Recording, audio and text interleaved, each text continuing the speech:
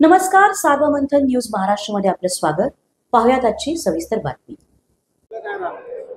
बघा, आज कराड शहराच्या प्रमुख पदाधिकारी कार्यकर्त्यांचा आज एक मेळावा होता आणि या मेळाव्याच्या निमित्तानं आज इथं पक्षाची भूमिका मी तुमच्या समोर मांडलेली आहे. आदरणीय एकनाथजी शिंदे साहेब असतील, देवेंद्र फडणवीस साहेब असतील, अजितदादा असतील, यांच्या माध्यमातून पूर्ण महाराष्ट्रामध्ये युतीच्या माध्यमातून ही सर्व इलेक्शनला आपल्याला सामोरं जायचं अशा सूचना आहेत. परंतु जिल्ह्यामध्ये त्या लेवलला बसून बैठका चालू आहेत. आज आपल्या सातारा जिल्ह्याची पूर्ण जबाबदारी पालकमंत्रीमधून आदरणीय शंभूराज देसाई यांच्याकडे दिलेली आहे.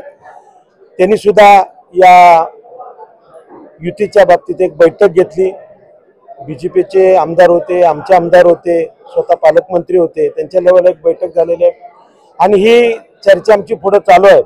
परंतु ज्यावेळेला कराड शहराचा विषय आला आणि या कराड शहराच्या विषयामध्ये आमच्या पक्षाच्या माध्यमातून पक्षाचे उमेदवार मी राजेंद्र सिंह यादव यांचं नाव पुढे केलेलं आहे आणि ते फायनल नाव आहे की आमच्या पक्षातून एकच उमेदवार असला तर असणार तो राजेंद्र सिंह यादव असणार. आता सर्वच तुमचे मित्र पक्ष जे आहेत ते त्यांचा पक्ष वाढवण्यासाठी चिन्हावर लढण्याचे संकेत स्पष्टपणे देतात.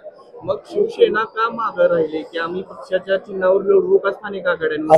हे एक बघा, जोपर्यंत भूमिका स्पष्ट होत नाही, जोपर्यंत आमची चर्चा चालू आहे, जोपर्यंत बैठका आमच्या चालू आहेत, तोपर्यंत आम्ही असं कुठलंही तुम्हाला स्पष्टपणे बोलू शकत नाही.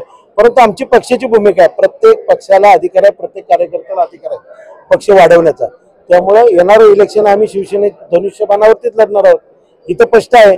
परंतु पक्षाची जोपर्यंत भूमिका आमची स्पष्ट होत नाही की युती आम्ही कुठल्या माध्यमातून करतोय, कशी करतोय, तोपर्यंत आम्ही तुमच्या ज्या प्रश्नाचं उत्तर देऊ शकत नाही. परंतु मला तेच विचारायचं आहे, तुमचे मित्रपक्ष असलेले भाजप हे सरळ थेट माध्यमांमध्ये सांगतोय की आमचा शिवबाळाचा नारा आहे आणि आम्ही आमच्या पक्ष नेतृत्वानं सांगितलं आम्हाला चिन्हावरती आम्ही लढणार आहे.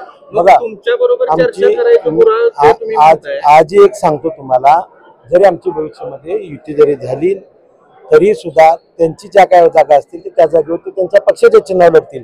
परंतु आमची जिथं जागा आहेत, आमचे उमेदवार जिथं, तर आम्ही धनुष्यबाणावरतीच लढणार आहोत ना. सर्व जागा भाजपच्या चिन्हावर आम्ही लढणार आहे.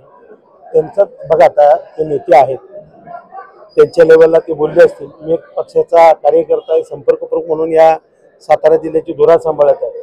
मला काय बोलताना काही गोष्टीच्या मर्यादा आहेत.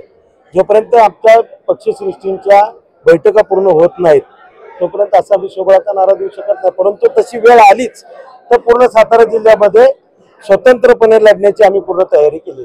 कराडाजींनी काही वेळापूर्वी सांगितलेलं आहे, पाटणची ज्या पद्धतीने निवडणूक होणार आहे, ज्या पद्धतीने भाजप आणि शिवसेना महायुतीचा निर्णय घेत तोच राज्यात जिल्ह्यात राबवला जाणार. बघा, मी आत्ताही सांगितलं तुम्हाला, ते नेते आहेत, ते बोलू शकतात, त्यांच्या पद्धतीने ते बोललेले आहेत. परंतु मी एक पक्षाचा पदाधिकारी कार्यकर्ता म्हणून तुम्हाला आज इथं सांगतो, भविष्यामध्ये ज्या काय प्रसंग येईल, जी काय युतीच्या बाबतीतून आमची चर्चा पूर्ण होईल त्याच्यामध्ये आम्ही सामोरं जायला तयार आहोत आणि पूर्ण जिल्ह्यामध्ये पूर्ण ताकदीनं, जर का उद्या युती नाही झाली तरी सुद्धा आमची पूर्ण जिल्ह्यामध्ये ताकदीनं लढण्याची तयारी आहे. देसाईंना टोला लगावलाय की तुम्ही पाटणमध्ये जे अनुकरण करताय.